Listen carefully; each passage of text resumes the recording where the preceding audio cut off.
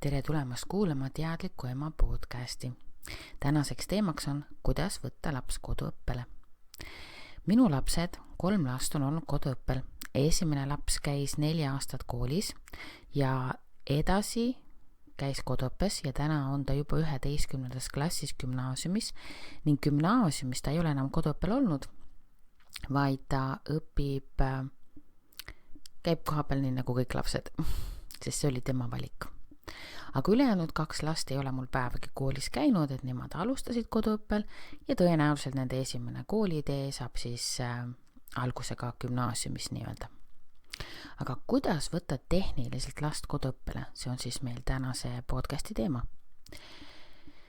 Tehniliselt on tegelikult asi ääretult lihtne. Või kas on ju?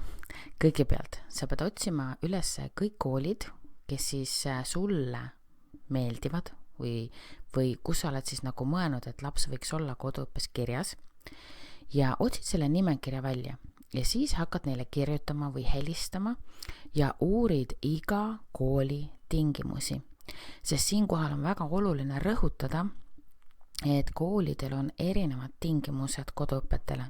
On neid koole, kes tahavad iga nädal kontrolltöid teha, on neid koole, kes kohtuvad 2 korda aastas, et vestelda, on neid koole, kes pakuvad näiteks mingit teatud abi on ju.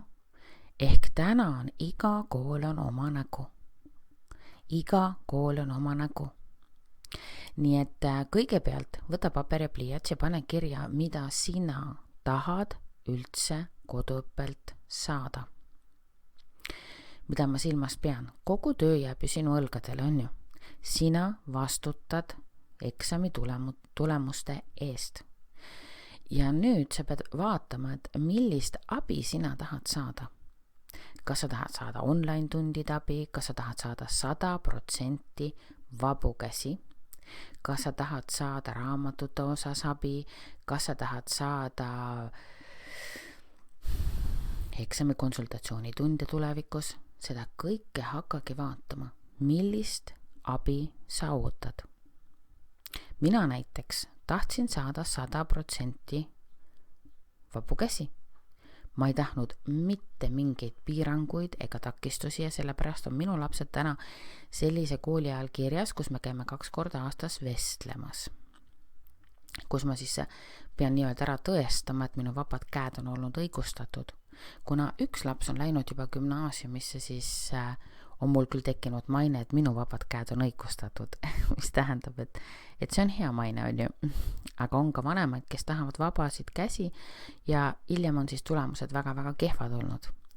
Et sa pead vaatama, et mida sa tahad saada. Siin tuleb kindlasti mängu siukesed asjad nagu emotsioonid, on ju. Kas sinus on ebakindlust? Kas sa kardad eksida? Kas sa kardad konflikte?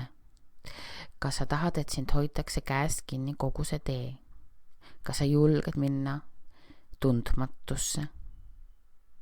Ehk vaata kõik see üle. Minu jaoks oli koduõpe selles mõttes natukene nagu pea eest tundmatusse kohta sisse kargamine, sest et sellel ajal, kui mina alustasin, ei olnud eriti mitte kellegi käest küsida ja see oli nagu rohkem niisugune varjatud teema, keegi ei tahtnud, ükski koduõppur ei tahtnud seda väga jagada.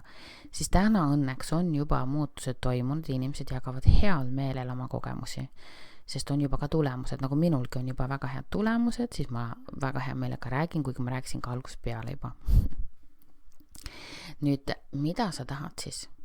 Pane korraks silmad kinni ja mõtle selle peale, et sa oledki nüüd oma lapsega koduõppel ja sina vastutad eesti keele eest, matemaatika eest, keemia eest, füüsika eest ja pane tähele, kuidas sa ennast tunned.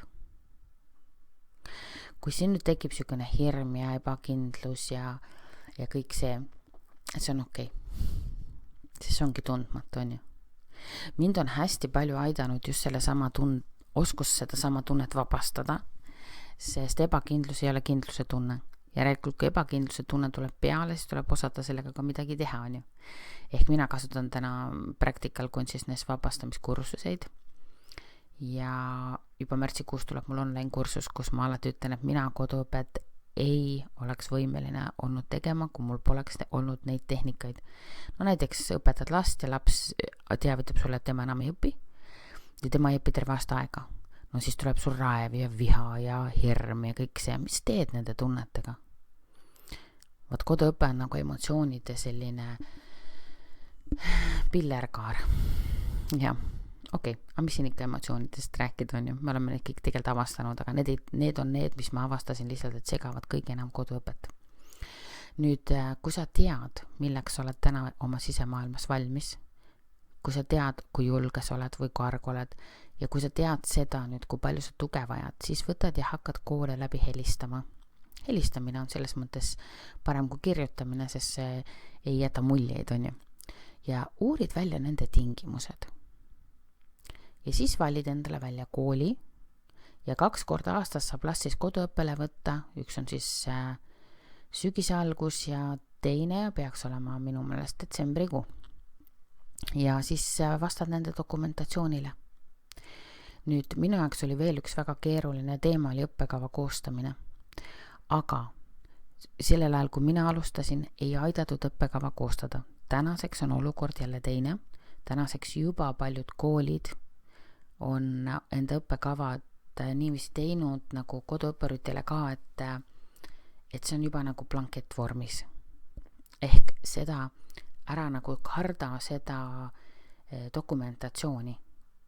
Dokumentatsiooni osas, kui sa oled kooli välja valinud, siis lihtsalt palu abi. Ja kui sa siis ka veel abi ei saa, siis võid minu käest küsida, on ju. Nüüd sa pead hakkama siis koostama isiklikku õppekava ja lõpuks sa pead hakkama siis kirjutama tunnistust ja seda, kuidas teile on läinud. Ja siin on, ma ütlen, et kas pöördud minu poole või pöördud selle enda kodukooli poole. Aga pabereid ära karda. Ma ikka naeran, et kuidas nagu valmistuda koduõppeks, et siis tuleb panna hambakaitsmed ja poksikindad ja sest võitlus hakkab emal ise endaga. Mitte paberitega. Kas ma ikka teen õieti ja äkki ma tegin valesti ja kuidas teistel on ja kuidas minu laps tulevikus hakkama saab ja selleks peab ema valmis olema, on ju. Mitte paberid kartma ei pea. Ja kindlasti hoidke väga head suhet siis selle kooliga, mille alt te lähete koduõppele. Miks hoida häid suhteid? No ka loomulik, siis nad ju aitavad sind alati heal meelel, on ju. Et miks siis mitte hoida häid suhteid? Nii et tehniliselt on tegelikult kõik ääretult lihtne, kui sa tead, mida sa tahad, kui palju vabadust sa tahad või kui palju piiratust sa tahad. Nüüd, kui lapse vanem käib tööl ja tal on koduõpe, siis mina olen kogu aeg olnud kodune ja ma ütlen, kui ma vaatan nüüd seda, mida mina lastega teen, et me areneme iseõppimise suunas, ehk ma teen lastele selgeks, mis asi see iseõppimine on,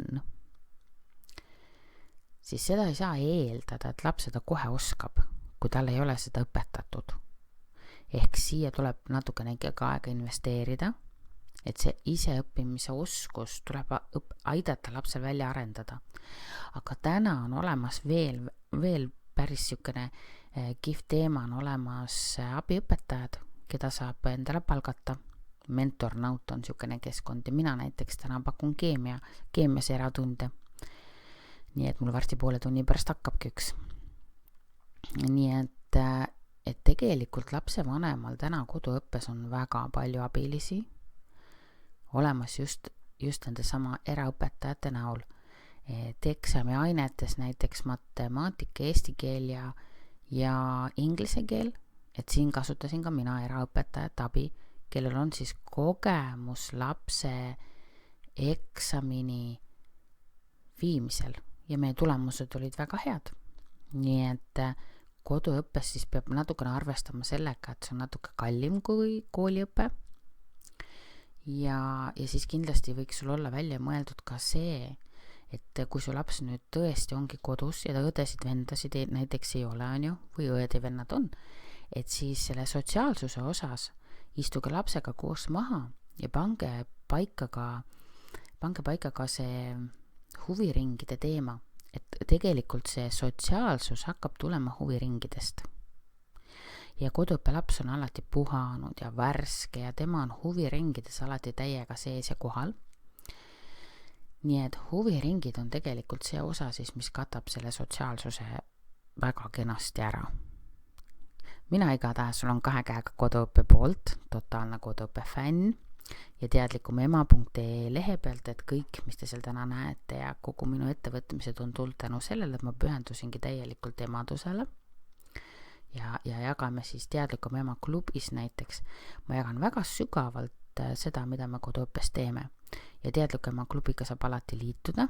Liitumise info on siis olemas minu kodulehel ja ma teen ka vahvaid kursusi. Näiteks tänagi tuleb, kuidas parandada katkiseid suhteid, sest paljud lapsevanemad juba on ise katkises suhtes, on ise katki või on suhe lapsega katki näiteks.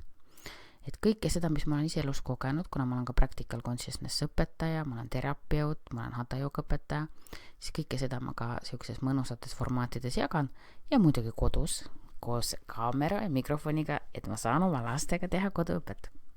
Ma loodan, et sellest podcastist oli sul abi, sa võid mulle kirjutada